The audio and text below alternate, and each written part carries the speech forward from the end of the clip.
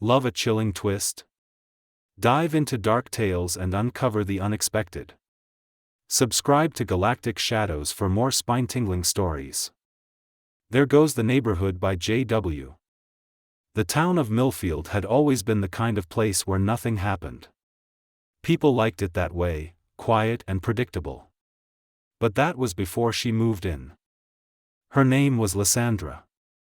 She bought the old Whitmore house on the edge of town, the one everyone said was cursed. The house had sat empty for years, its windows like blind eyes staring out over the fields.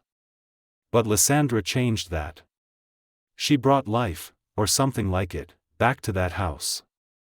I first saw her at Miller's grocery at 9 p.m. on a gloomy, drizzling night in October. She was breathtaking. Tall, with hair as black as midnight and skin pale as moonlight. Her eyes were the color of blood, deep and dark, like she'd seen things no one else could imagine. She smiled at me, and for a second, I forgot how to breathe. The town talked. They always did. Some said she was just a recluse from the city, running from something. Others whispered about her strange hours and how she never came out during the day. They didn't like that she only appeared after sunset. But no one did anything. Not until people started disappearing. First, it was Old Man Harris. Then Jenny from the diner. By the time Sheriff Dawson went missing, the town was in a full-blown panic. But no one wanted to point fingers. No one except me. I'm Jack. Just another nobody from Millfield.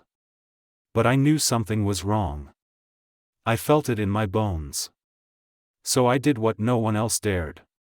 I went to Lysandra's house. I'd never seen anyone there, and I still had a pulse. I guess I wanted to know her better.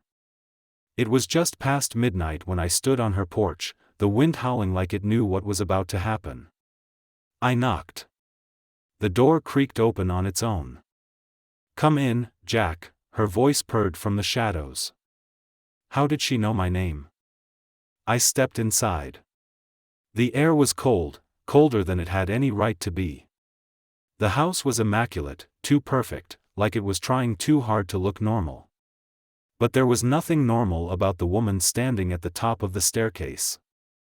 "Lysandra," I said, my voice steadier than I felt. "Where are they?" She smiled, slow and deliberate. "Gone," she said. I pulled the stake from my jacket, a crude thing I'd carved from a wooden handle of an old shovel.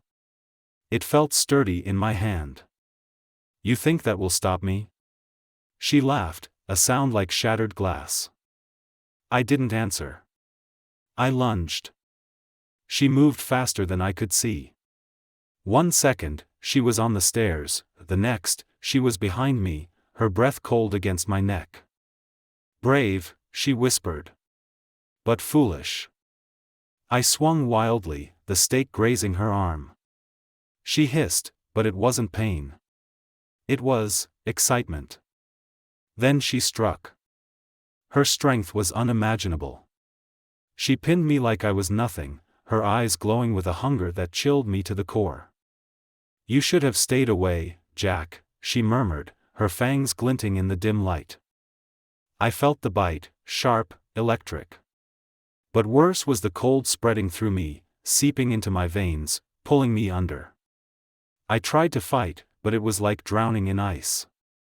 As the world faded, I saw her smile, victorious and eternal. When I woke, everything was different.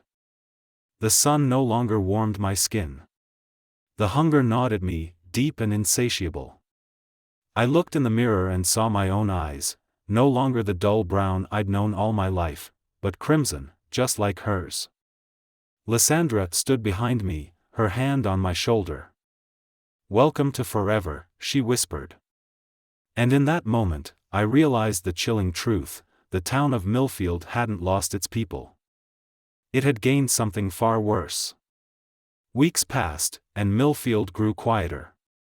The disappearances stopped, but the town didn't return to normal. It changed.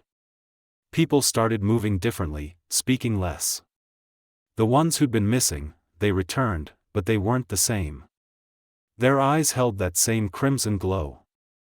I walked among them now, part of the darkness I tried to fight. The hunger inside me wasn't just for blood, it was for power, for control. I understood Lysandra now. The town was ours. One night, standing beside Lysandra on the hill overlooking Millfield, she whispered in my ear, "They'll never know what hit them." I smiled, feeling the cold night air on my skin, knowing the warmth of humanity was forever lost to me.